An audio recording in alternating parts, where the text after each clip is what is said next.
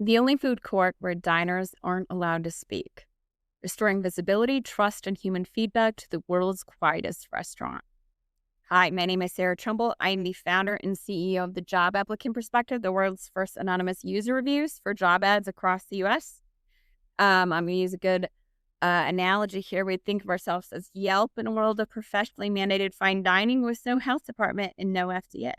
So this level of go-to-market awareness as well as public service for all the gaslighting, I'm going to overthink my headband, and that's going to be okay. Regardless, no, we see, and again, I'm running a paradigm shift, so I'm looking to meet people where they are at in a variety of ways because this paradigm shift affects hundreds of millions of people, which means there's hundreds of millions of different viewpoints out there. And so education is the name of the game, and also meeting people with the medium, with the message in the medium that best suits them, which includes, in this case, video, audio, as well as written format. This comes from my Substack. So, we'll get started at the beginning. The food court of silence. Imagine a mall food court. It's the only place in the world to eat. There are menus, glowing laminated everywhere. Chefs work behind the walls. Trays arrive. Plates are set down. Nothing costs anything, but there's only one rule. You're not supposed to say how the food was. If asked, the only acceptable response is the food was delicious, or silence. Undercooked hamburger? Perhaps you weren't hungry enough. Biryani not arrive? Have you practiced ordering with a coach to improve your ordering style? Maybe speak more assertively next time. Say you're hungry after weeks of waiting. Perhaps you just don't understand how hard it is to be a restaurant these days. Complain too loudly, and you don't just get escorted out. You're told you won't be able to get order at all anymore. Your name gets unexpectedly repeatedly dropped from the reservation system. Other diners are warned to avoid you or warned to avoid behaving like you. And remember, this is the only food court. Ridiculous? Of course. And yet, this is exactly how the entire workforce is asked to engage with hiring since it moved online. Who this is for?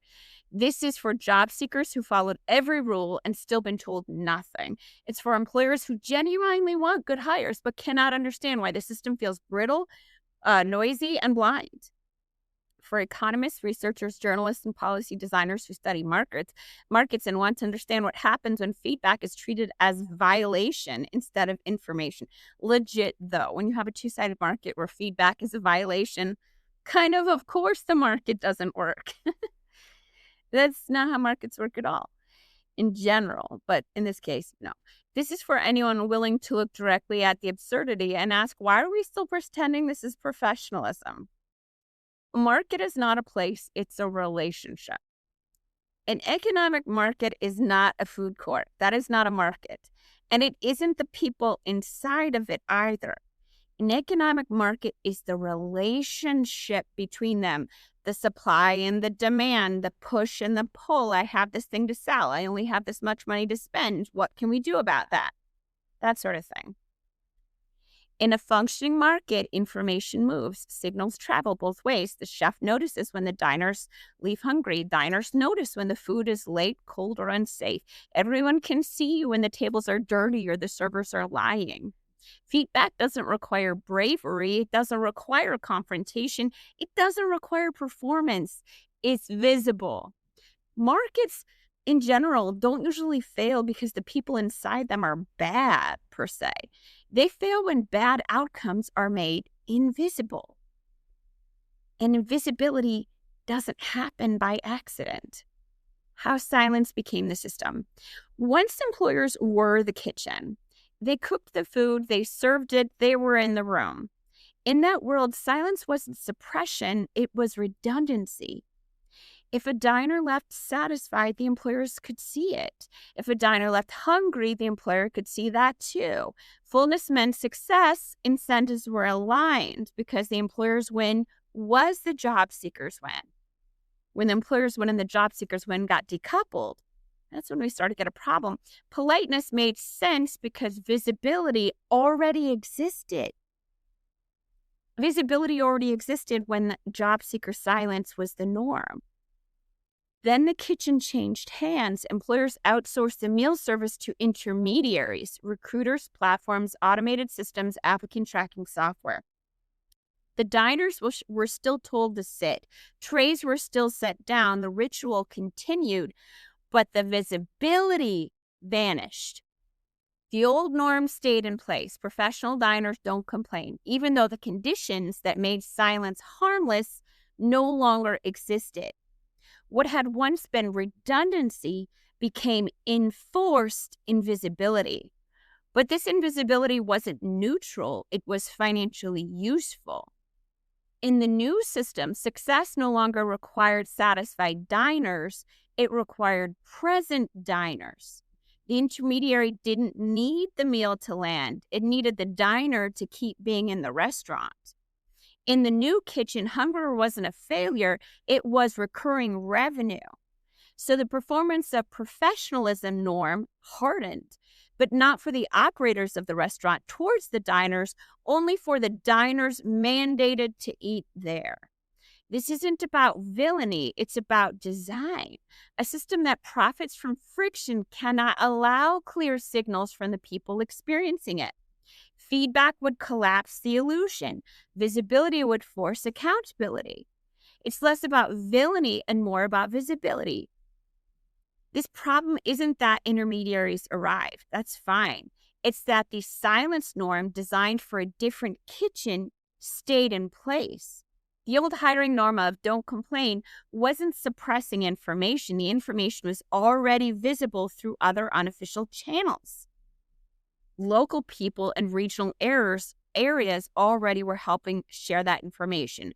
Employers were already getting feedback from newspapers who could see that they kept reposting roles.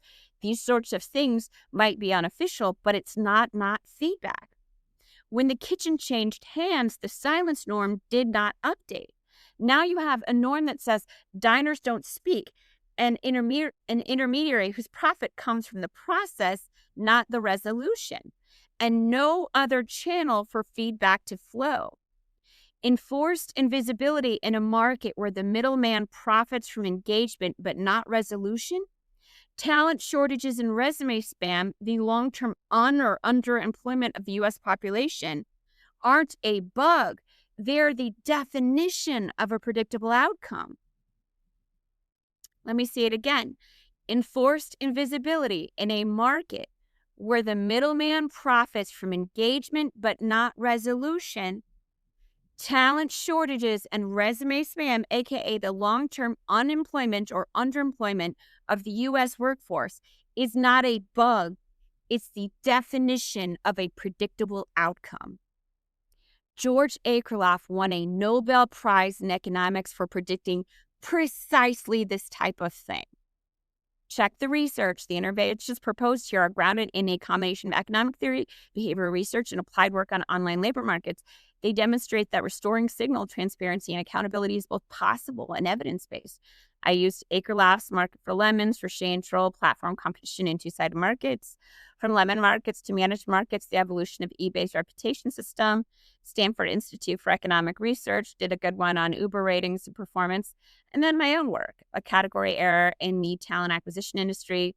Also a job market for lemons, TJAP prototype, introducing 3 interlocking trust layers for online decentralized labor market governance. A way to see what we're building and how we plan to protect the market against gamification as we scale. So I know I use a lot of big words there, but can't help it. I need the accurate words to describe the thing that I'm trying to describe.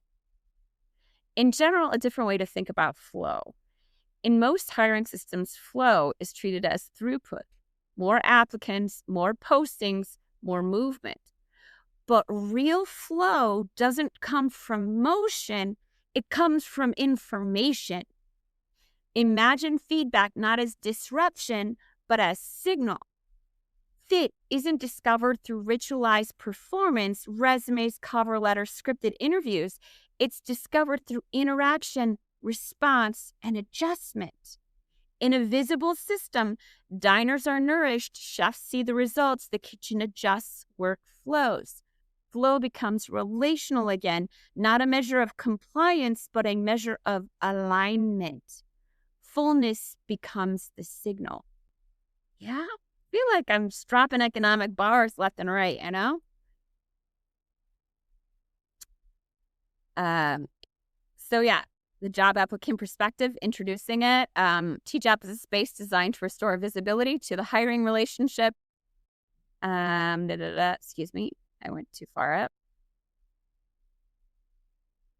TJAP's, excuse, it recenters the market around what actually happens, not just what's posted, processed, or performed.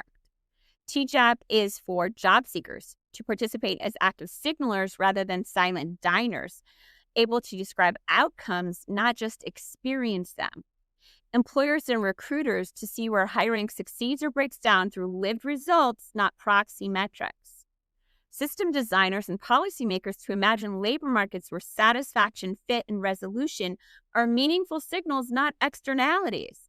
TJAP doesn't assign blame, it makes feedback visible. It restores memory to the hiring market. Again, game theory people must be just dying having to witness this hiring market as if it's like functional or real. Like, stop. Like, it's like you're so obvious. It makes feedback visible, restores memory. By restoring visibility and memory, TJAP restores function, reintroducing trust, agency, and informed choice into a system optimized for engagement without accountability. It's just a slot machine for resumes because accountability is unprofessional, but only accountability for the vendor selling the product. It's really, the logic got lost. It helps create hiring systems that actually serve the humans who generate their value and ultimately their viability. Again, the vendors in this market exist only because job seekers do, but they're extracting from job seekers, not delivering to them. We have to change that around. Closing, return to the restaurant. Any system that requires the silence from the people that drive its revenue and it relies on for its evident existence isn't professional. It's not. It's afraid. That's all. It's just afraid. It's afraid of feedback. It's afraid of visibility. It's afraid of discovering what its signals would reveal. That fear has shaped online hiring for decades, but it isn't incapable of changing. It's just scared of it. That's all. This constant not saying what we mean and constant, oh, there's a reason we can't do this, and a reason we can't do this, and a reason we can't do this. This isn't logic. This is just fear. That's all it is. The kitchen can be restored. Diners can be heard. Fullness can matter again. And the absurdity that we've normalized can just be a thing that we screwed up on. We did it. It was an error. It was a mistake. And now we don't do that anymore. We don't have to do this anymore. We can update our mental systems one achievable human step at a time. Yeah, that's the main part of the blog. I take some insight. There's a systems theorist, John Sternman, had made a speech about sometimes our mental systems are some of the hardest to update. I forgot where he made the speech. It was good. He's right. It is. But it can be done. People do it all the time. It just takes like doing, and it takes understanding that when people are resisting it, it's just fear. It's just fear and shame, and they will be okay. And it's okay for them to feel afraid, and it's okay for them to feel embarrassed or worried or what all the things. And they will be okay too. And we'll all be okay, and we'll all do better when accountability is part of HR tech again. Like, we need a market that runs on trust, not engagement. Market that runs with accountability towards the people that drive its revenue, U.S. job seeker, the workforce. Otherwise, we're just going to have the profitability of the unemployment of the U.S. workforce, you know? That's all. All right. Thanks very much. Please stop by, like, follow, share, and engage. And also just be kind to each other out there. Yeah, the internet made the world into a snowstorm. You don't want to talk to the corporate office. You need to talk to people on the roads and be kind to people on the roads. So, yeah. Thanks very much. Have a good one.